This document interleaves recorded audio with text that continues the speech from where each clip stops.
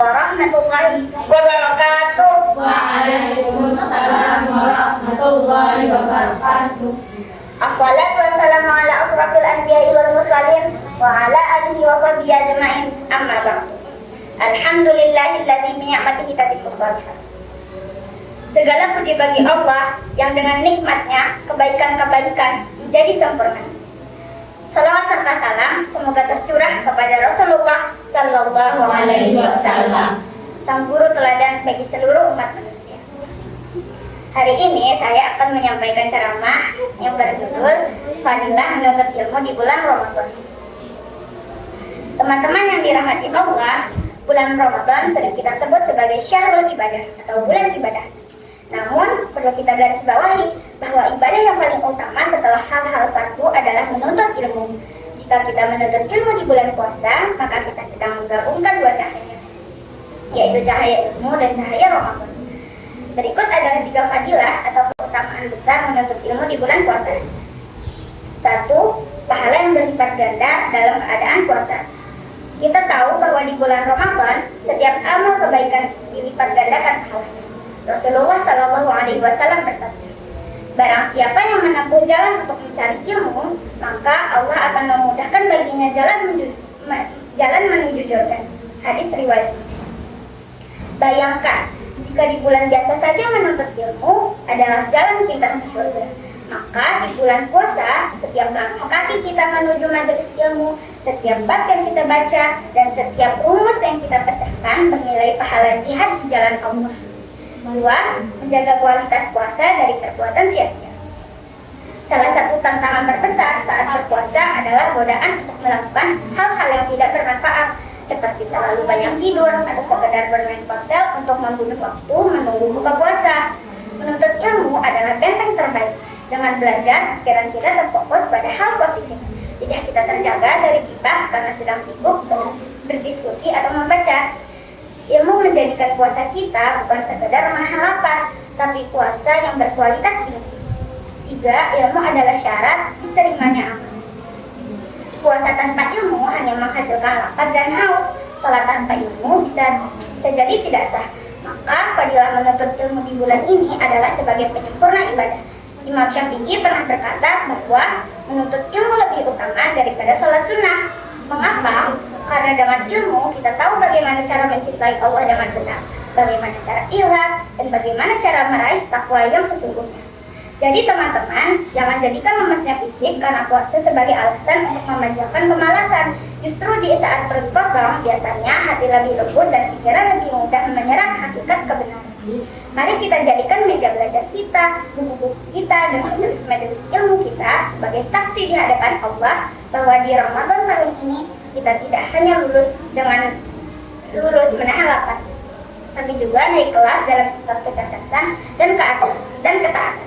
Wabillahi taufiq wal hidayah. Wassalamualaikum warahmatullahi wabarakatuh. Waalaikumsalam warahmatullahi wabarakatuh. Ustazah dan teman-teman yang dirahmati Allah, pada kesempatan yang mulia ini, marilah kita bersama-sama mengingat kembali salah satu kewajiban utama yang menjadi pijakan agama Islam kita, salat 5 waktu. Izinkan saya berceramah tentang pentingnya salat 5 waktu. Salat bukan hanya sekedar rutinitas harian, melainkan rahmat dan cahaya yang menerangi jalan hidup kita di dunia dan bekal bagi kehidupan akhirat yang kekal.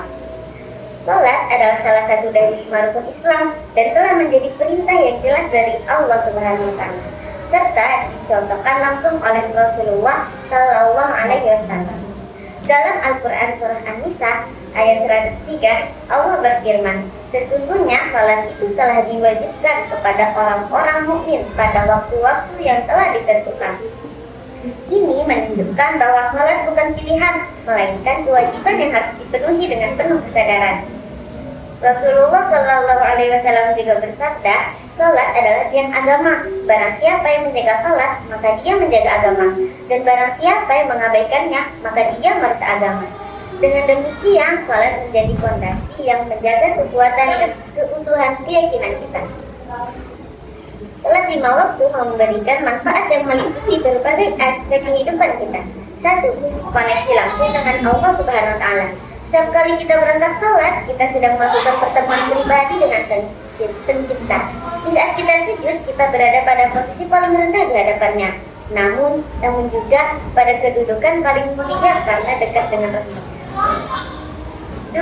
Pembimbing dalam hidup sehari-hari. Waktu sholat yang teratur. Subuh, zuhur, asar, maghrib, dan isya menjadi penanda waktu yang membantu kita mengatur aktivitas harian dengan baik. Ia mengingatkan kita untuk tidak terjebak dalam kesibukan dunia yang bisa membuat kita lupa pada tujuan hidup. Tujuan utama hidup.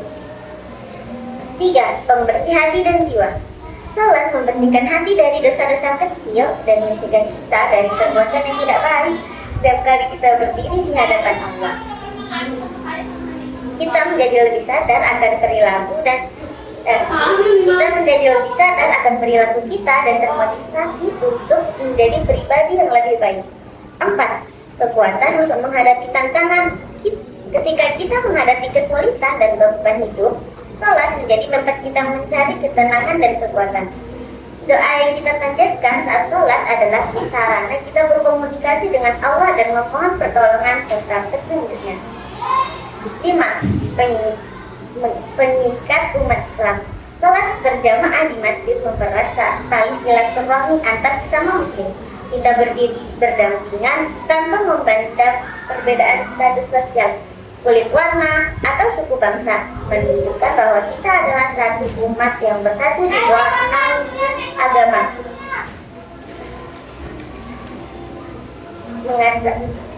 Kita seringkali menghadapi berbagai alasan untuk melewatkan atau menunda sholat, seperti kesibukan kerja, rasa malas, atau kurangnya pemahaman. Namun, ada cara untuk mengatasinya. Jadikan sholat sebagai prioritas utama. Atur jadwal harian dengan menjadi waktu sholat sebagai titik temu yang tidak bisa ditinggalkan. Bahkan di tengah kesibukan, carilah waktu untuk melaksanakan kewajiban ini. Pelajari tata cara dan makna sholat. Semakin kita memahami setiap gerakan dan bacaan dalam sholat, semakin besar rasa cinta dan khusyuk kita saat melaksanakannya. Berjamaah di masjid. Membiasakan diri sholat berjamaah akan membantu kita lebih konsisten dan merasakan keberkahan dan ibadah bersama. Minta bantuan dan doa dari orang lain. Jika kita merasa sulit untuk konsisten, mintalah dukungan dari keluarga atau teman agar saling mengingatkan dan mendorong satu sama lain. Sahabat-sahabat yang dirahmati Allah, sholat lima waktu adalah anugerah besar yang diberikan kepada kita sebagai umat muslim. Ia adalah jembatan yang menghubungkan hati kita dengan Allah Subhanahu wa Ta'ala, pelindung dari godaan dunia, dan bekal utama kita untuk meraih kebahagiaan di akhirat. Mari kita bangun kesadaran untuk melaksanakan sholat lima waktu dengan khusyuk dan konsisten, bukan hanya sebagai kewajiban, melainkan sebagai bentuk cinta dan penghormatan kita sebagai sang wali. Ingatlah bahwa setiap sholat yang kita lakukan adalah investasi untuk kehidupan yang kekal. Semoga Allah Subhanahu wa Ta'ala senantiasa memberikan taufik dan hidayah kepada kita semua agar bisa menjalankan sholat lima waktu dengan penuh kesadaran dan keikhlasan. Demikian dari saya. Wassalamualaikum warahmatullahi wabarakatuh. Waalaikumsalam warahmatullahi wabarakatuh. Yang saya hormati saudara dan saudara Husnul dan teman-teman yang saya cintai, hari ini saya akan berceramah dengan tema Malam Lailatul Qadar. Malam Lailatul Qadar adalah malam yang sangat istimewa. Allah menurunkan Al-Quran pertama kali pada malam itu, dan malam itu lebih baik dari 1000 bulan. Banyak sekali keutamaan dan keberkahan di malam itu, seperti Allah menurunkan rahmat dan ampunan bagi umat Islam, malaikat turun ke bumi membawa rahmat dan keberkahan, dan doa-doa kita lebih mudah dikabulkan. Kita harus memanfaatkan kesempatan ini dengan 1. Memperbanyak ibadah seperti sholat, membaca Al-Quran, dan berzikir. 2. Berdoa dengan sungguh-sungguh dan khusyuk. 3. Meminta ampunan dan maaf kepada Allah dan sesama manusia. 4. Bersedekah dan berbuat baik kepada orang lain. Tanda-tanda malam Lailatul Qadar bisa dilihat dari beberapa hal, seperti cuaca yang tenang dan damai, tidak ada awan atau hujan, bulan bersinar terang, tidak ada suara-suara yang mengganggu. Tapi Perlu diingat bahwa tanda-tanda itu tidak selalu pasti. Jadi, kita harus tetap berusaha dan beribadah dengan sungguh-sungguh. Semoga kita semua mendapatkan keberkahan dan ampunan dari Allah di malam Lailatul Qadar. Sebelum saya menutup ceramah hari ini, izinkan saya memberikan pantun penutup. Buah tuku, buah rambutan, Cakep. dimakan di atas tikar. Cakep. Cukup sekian ceramah seputar. Semoga kita dapat malam Lailatul Qadar. Wabillahi taufiq wal hidayah. Wassalamualaikum warahmatullahi wabarakatuh. Waalaikumsalam warahmatullahi wabarakatuh. Sahabat dan teman-teman sekalian yang dirahmati Allah Subhanahu wa taala, marilah kita panjatkan puji syukur kehadirat Allah Subhanahu wa taala serta salawat dan salam kita haturkan kepada junjungan kita Nabi besar Muhammad sallallahu alaihi wasallam yang telah memberikan kita kesempatan untuk bertemu di bulan suci Ramadan. Izinkan saya menyampaikan ceramah saya yang bertema Ramadan yang berkesan. Bulan Ramadan adalah bulan yang sangat istimewa bagi umat Islam di seluruh dunia. Karena pada bulan Ramadan Al-Quran diturunkan, kitab suci yang menjadi pedoman bagi umat Islam. Di bulan ini, pahala membaca Al-Quran diperkenankan. Selain itu, Ramadan adalah bulan penuh ampunan dan rahmat dari Allah Subhanahu wa taala. Pintu taubat dibuka lebar, kesempatan untuk memperbaiki diri menjadi lebih terbuka. Istimewa Ramadan yang terakhir adalah bulan ini menjadi salah satu jalan untuk meningkatkan ketakwaan kepada Allah Subhanahu wa taala melalui ibadah puasa. Sebelum saya mengakhiri ceramah saya yang saya sampaikan, izinkan saya menyampaikan pantun. Es kelapa rasanya segar, biar manis ditambahin gula. Bulan puasa nggak boleh mager, yang semangat cari pahala. Amin.